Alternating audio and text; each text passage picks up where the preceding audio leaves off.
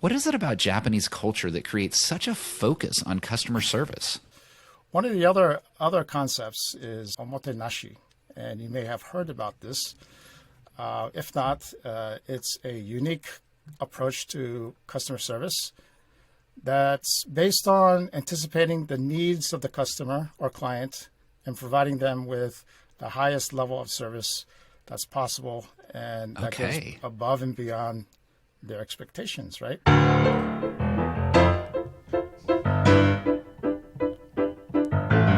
You're listening to CX Passport, the show about creating great customer experiences with a dash of travel talk. Each episode, we'll talk with our guests about great CX, travel, and just like the best journeys, explore new directions we never anticipated. I'm your host, Rick Denton. I believe the best meals are served outside and require a passport. Let's get going. I've been to Asia several times, and yet until late 2022, I've actually never had the opportunity to travel to Japan. It didn't hit my radar either in my travel life or my professional life.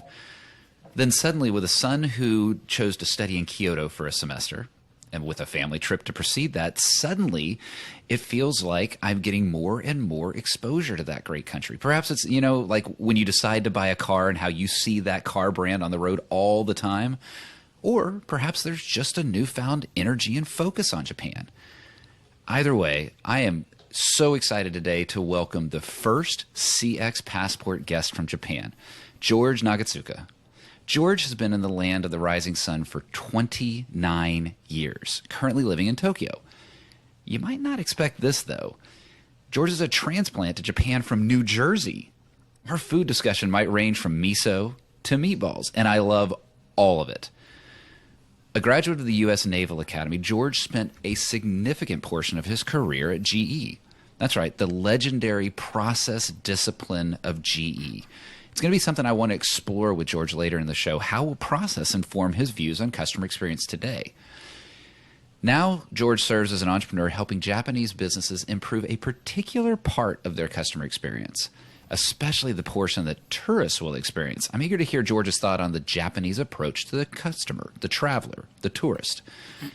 Let's also make sure we get the travel wisdom of somebody with almost 30 years in the country. George, welcome to CX Passport.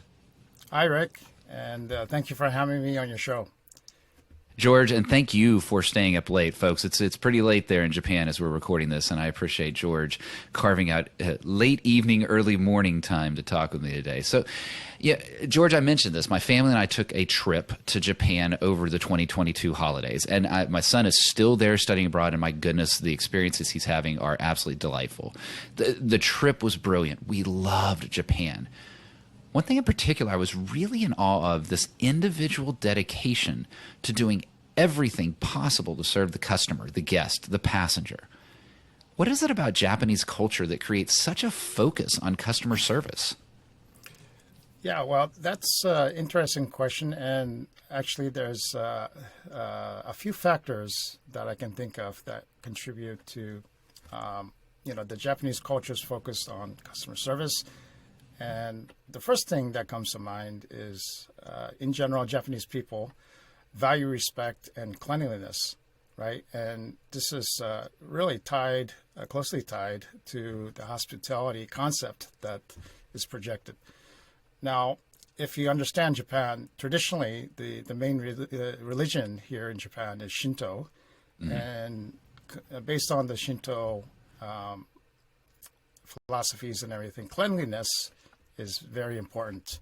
And so, essentially the Japanese people, they want to give a very positive impression and not to leave a mess around their area, especially if they're out in the public spaces. Right. This respect for cleanliness and public spaces extends to and interweaves into customer service.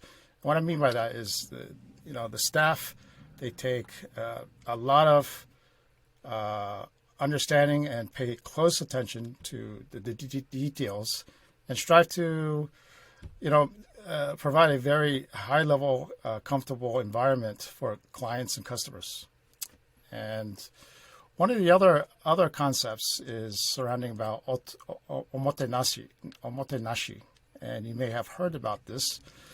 If not, it's a unique approach to customer service that's based on anticipating the needs of the customer or client and providing them with the highest level of service that's possible, and that goes above and beyond their expectations, right? And this approach has been interweaved and can be seen in many different industries, especially, as you mentioned, in hotels or restaurants and the retail space. I've never heard that term, but say it for me one more time just to make sure I hear it right. Omotenashi. Omotenashi. Yes. Folks, I'll definitely get that in the show notes because I felt the concept you're describing. I didn't have a name for it. I hadn't heard the word for it.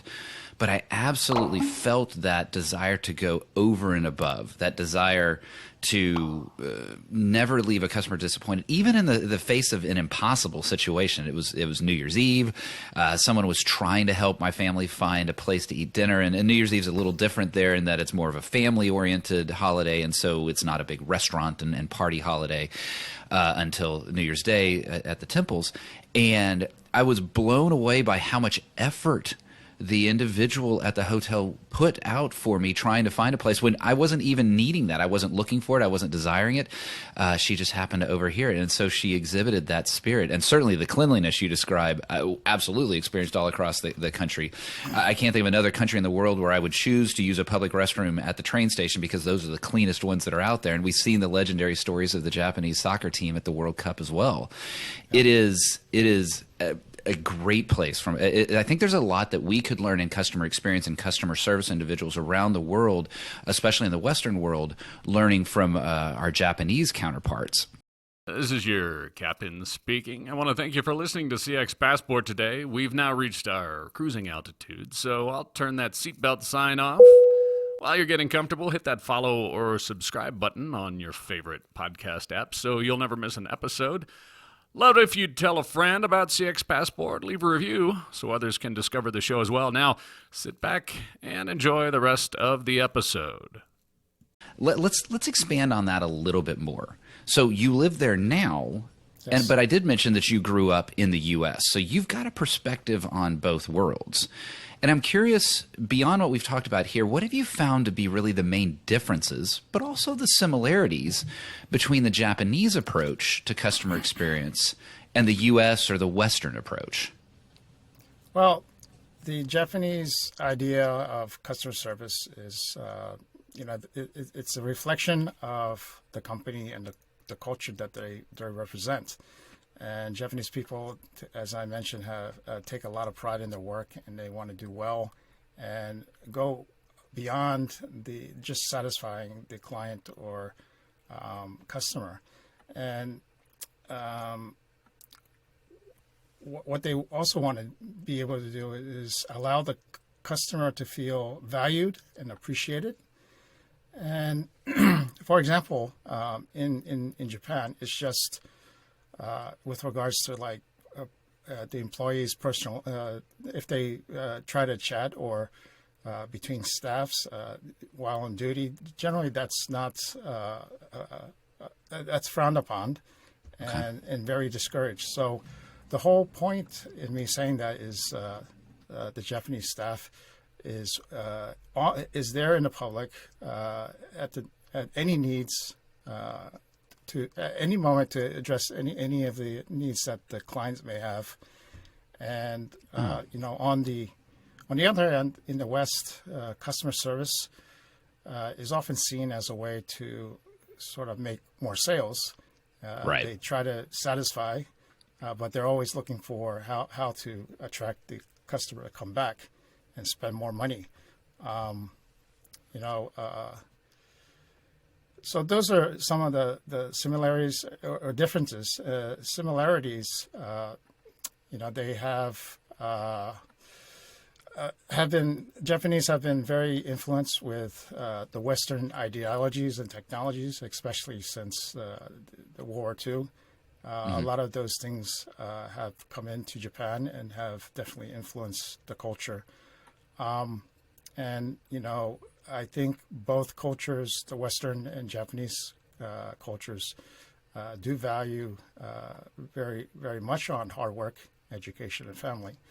So those are, I think, some of the similarities and differences in terms of customer service. To imagine, and I realize with 29 years, there's perhaps even the U.S. sort of the specific memories of the like have started to fade. But that spirit of wanting to create that sense of what is that I'm looking for? Loyalty, or just this delivery of great service so that the customer feels welcomed and warm and special and honored and respected is a nuance and a difference as opposed to we want our customers to feel welcomed and warmed and honored so that they come back and spend money. It feels like there's an element of just the authentic, I just want to do it to honor the customer feels very Japanese, as opposed to the Western where we may be thinking of our bottom lines. And I would imagine that there is still clearly a desire for profit, clearly a desire for business results. It just may be from where the motivation comes to deliver customer service may be slightly different between the two cultures. Yes, I think that is a great point and difference in the approach, right? So let's go travel here for a second. I'm going to travel a little bit earlier in the show than I normally do. It's just partially because I just got back from there. I am still remarkably jealous of my son's experiences there as he uses Kyoto as a base, but travels all over the country, seeing the snow and the snow festival out in the Sapporo area, and then seeing some wonderful shrines in the Hiroshima area, and just what he's experienced there.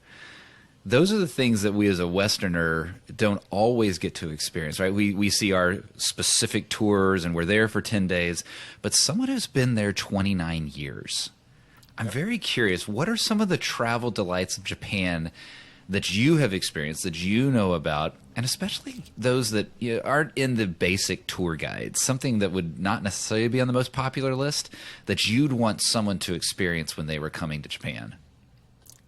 Sure, I can share a few, and these are experiences I've directly had in the past and during my time here in Japan. If you are a whiskey follower or lover, you definitely will know. I am. Well, you definitely will know that the Japanese whiskeys are very highly sought after, especially for so quality good. and taste. Yes. And as an example, have you ever heard of the Suntory Hakushu distillery? I had not until I went to Japan and was served it at several of the restaurants and bars that we went to. Tell me more about the distillery, though. It was an incredibly tasty whiskey. I was a big fan. Yes, and Suntory has many different brands under their portfolio. Hakushu is one of them, and they do have a distillery that they do open up to the public for visits. And the actual distillery is located in the beautiful mountains of Yamanashi Prefecture. And around that area, it's surrounded by a lot of lush forest, pristine sources of water. And the water is actually very important for whiskey making. And the tour will actually take you through the entire whiskey making process, and it'll show you the different types of barley that they use and the final product. Of course, at the end, you'll have opportunity to sample a few, and then be able to take home some of the award-winning the whiskeys that they offer. And Nice. That's something that maybe that you want to look into if you're into that area, the whiskeys. And tell me, what city, what region is that? Where would I find that? So Yamanashi Prefecture, it's closer towards Mount Fuji area. So that's okay. The approximate location. And Yeah. You know, people think about traveling to Scotland, right? Oh, I'm going to go to Scotland, and there's so many things in Scotland, but oftentimes the first thought they have is a Scotch whiskey. Folks aren't thinking about that in Japan, and I like that you're saying, no, here's a reason to come to Japan. The whiskey here is spectacular. Come tour the distilleries. Yeah, absolutely. And one other place I'd like to mention is actually not far from Tokyo. If you go a little bit further south, maybe about an hour by Shinkansen, an area called Izu Peninsula, and I would highly recommend it. It was recently identified as a UNESCO World Heritage Site, the entire peninsula, Nice. right? And so one of the hidden areas and a fantastic experience I had personally was visiting the Dogashima Tensodo caves. And what these are naturally formed and caves along the ocean. These are rock formations that you can actually board on a small boat and take a boat tour through the caves, and it's just a fantastic experience to see and experience Nice. the water if you like, the waterside area instead of the mountains. So those are two that I can recommend.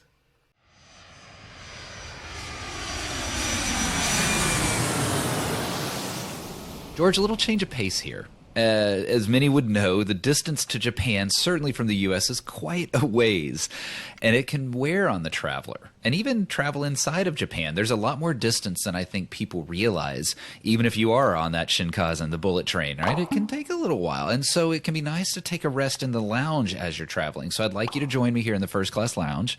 We'll move quickly here and hopefully have a little bit of fun. What is a dream travel location from your past?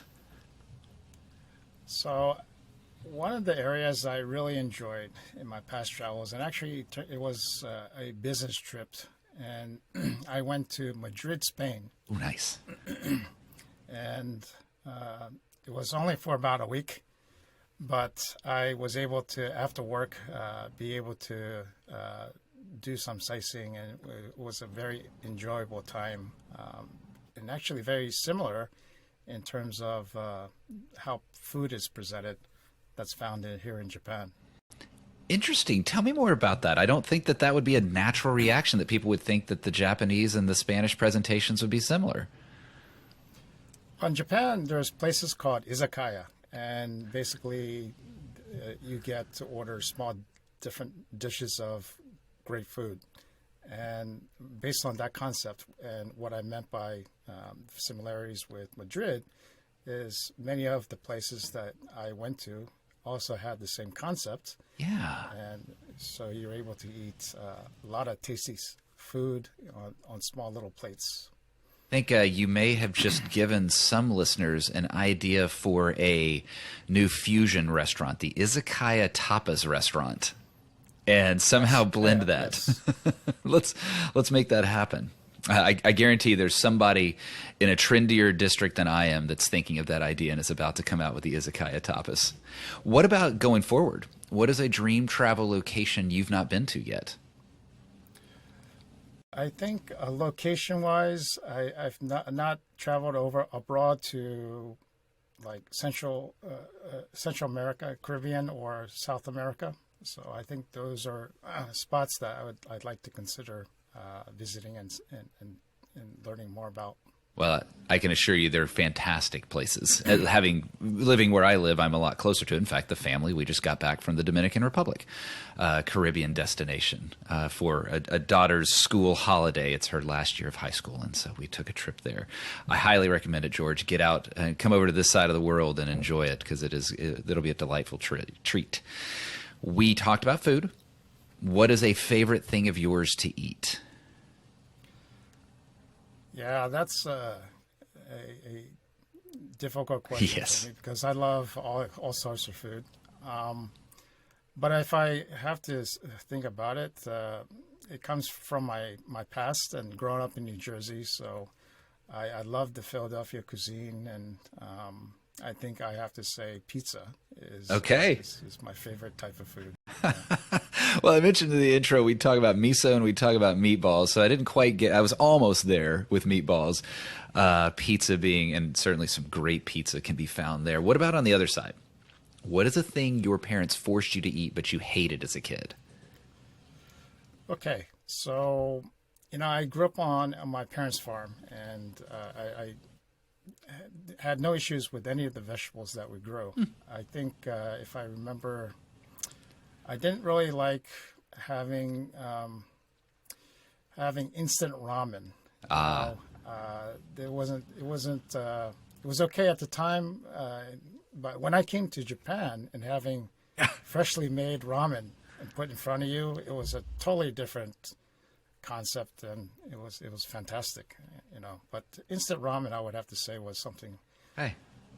not pleasant. Now, college kids all around the U.S. are going, what do you mean? Ramen, that's what I live on. Having experienced what you're describing, it is true. I didn't know it. I was completely ignorant of it as well. I only knew what came in the little packages here out of the grocery store. But now that I've experienced real and restaurant ramen, holy cow, there's a difference to be had indeed. All right. With travel, and I know you've done it with business, you've done it with personal, what is that one item, not including your phone, not including your passport, that you will not leave home without? Well, through trial and error, and mostly through the error side,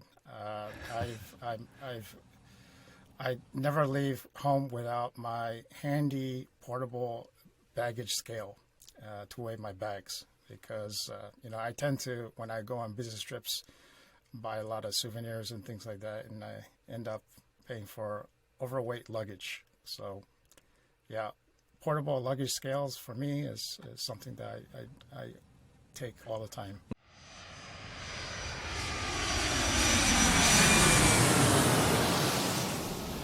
George, having been right on the cusp of that limit, having traveled, going between Japan and the U.S., I can appreciate the scale. I probably should start to pack with something like that, because I'm telling you, it was pretty close to where we were going to have to be throwing stuff away at the airport or repackaging or figuring that out. So your idea of the scale is a good one.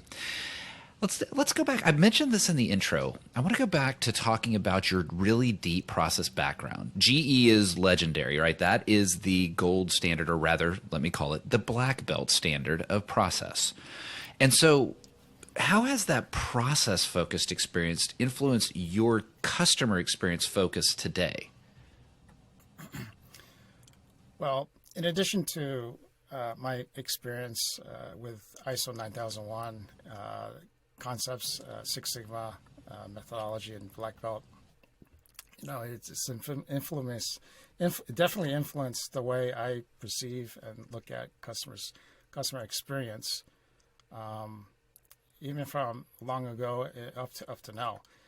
As you know, Six Sigma is a great methodology that is able to identify, remove defects, and minimize the variations in the process. And that all helps to translate to a very good customer experience, especially if you're able to provide consistent product and services. In Japan, I've worked a lot with Japanese customers here. And as you understand and know, certainly there's a huge, strong emphasis on quality and the attention to details. And so that bar across the board for many Japanese customers when interfacing from a Western standpoint is quite high. And these customers and clients expect nothing less than the highest quality, the operations and the delivery of the product. And so that could also actually be an issue, because what they expect could be considered premium service or expectations in other countries outside of Japan. So, working with Japanese customers, especially on issues, they are really focused on understanding what the resolution is going to be about, and that's also maybe beyond the expectations compared to other locations of customers. Ooh, So, yeah. let's talk about that a little bit. Actually, that hits a thought there, because you're talking about the expectations, and I can see that, and I can see how, heck, I talk about it in my total voice the customer approach, where you're using the customer's input to then improve your company, the internal closed loop feedback, the ICLF, and that it can use a Six Sigma discipline. It can use a process approach. Just the focus on getting it right so it's consistently right. You know, that's a key part of this. And you hit something there that triggered that thought of, you know, but for us to know what those expectations are, we have to listen to the customer. We have to know what their voice is. And so along with that process where you're looking to improve their experience, you're trying to get it right for every customer every time. I know that the expectations can vary widely across regions. And I'm curious how that applies. GE is taking you to travel all over places across Asia. I'm curious what you've observed when it comes to that expectation around customer experience, that approach to even how do we listen to the customer across Japan and then across Asia. So I'm gathering that you're referring to the voice of the customer. Is that correct? That's one element of it, absolutely, right? That voice of the customer, that VOC. How do we? What have you observed that's different? You know, if you're trying to get it right for every customer every time, but you've got this great region that has incredible variability across the region, what does that approach to voice of the customer look like in the different regions you've been a part of? Well, one of the tools that in G that we used to measure VOC was the tool involving, it was called Net Promoter Score, and NPS. And,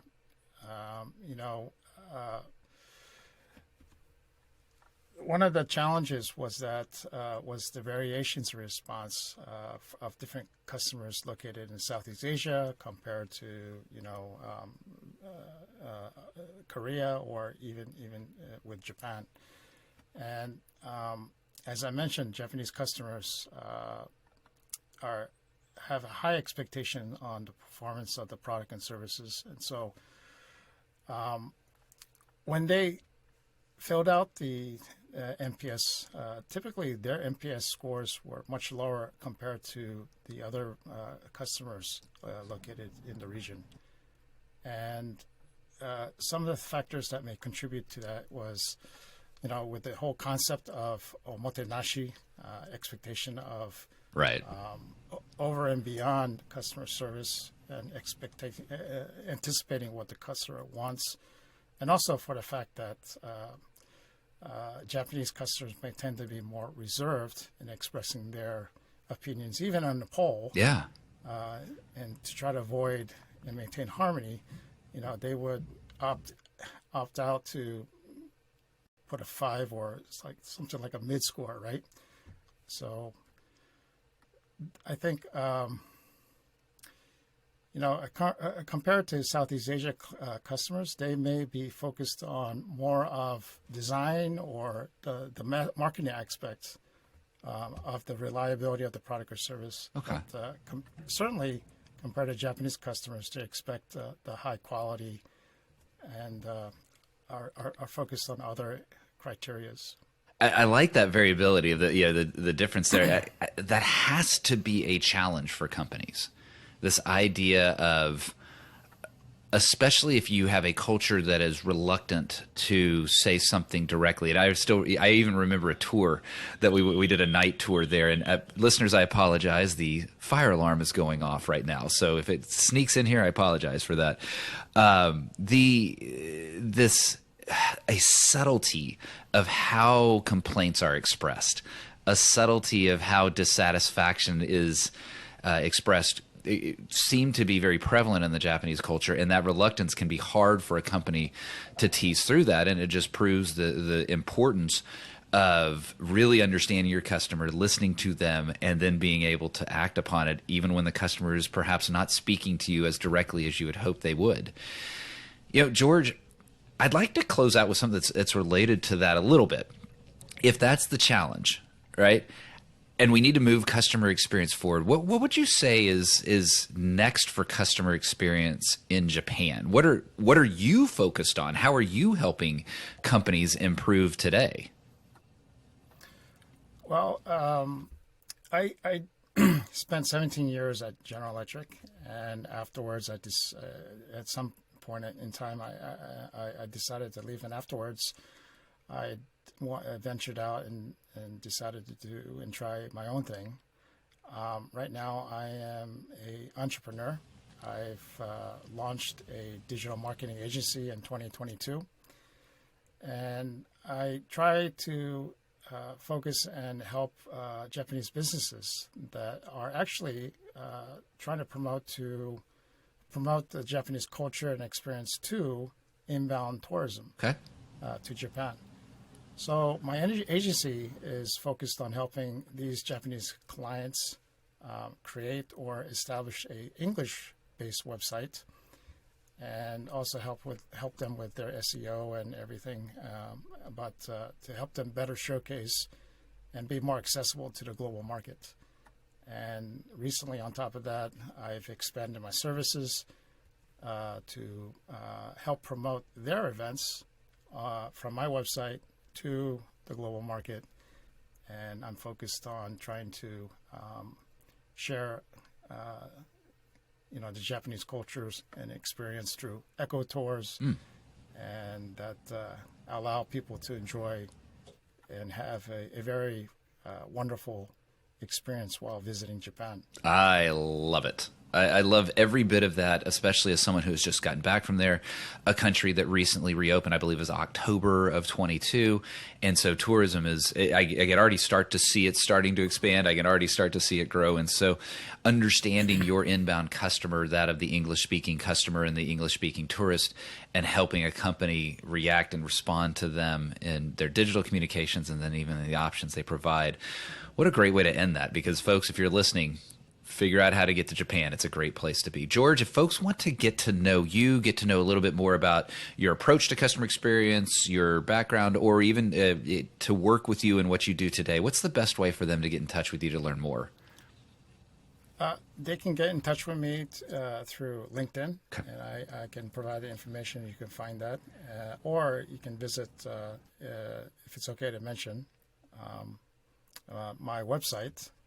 It's www.DiscoverXcitingJapan.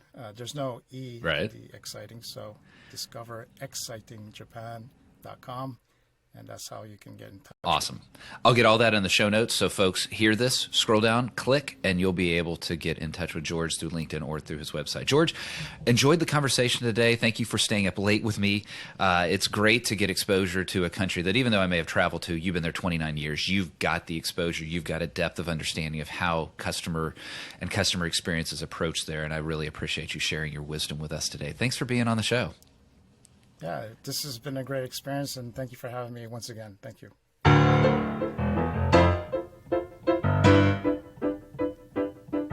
Thanks for joining us this week on CX Passport. If you like today's episode, I have 3 quick next steps for you. Click subscribe on the CX Passport YouTube channel or your favorite podcast app. Next, leave a comment below the video or a review in your favorite podcast app so others can find and enjoy CX Passport too. Then head over to cxpassport.com for show notes and resources that can help you create tangible business results by delivering great customer experience. Until next time, I'm Rick Denton, and I believe the best meals are served outside and require a passport.